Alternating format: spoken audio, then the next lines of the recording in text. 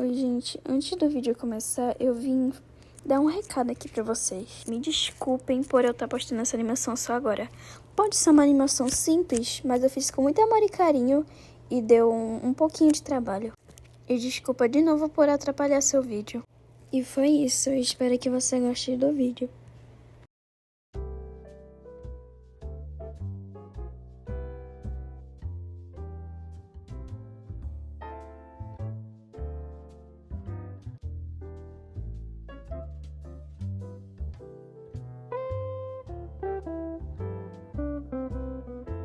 O que você fez pra gente, Maria Helena? Eu fiz essa comida com muito amor e carinho, espero que gostem.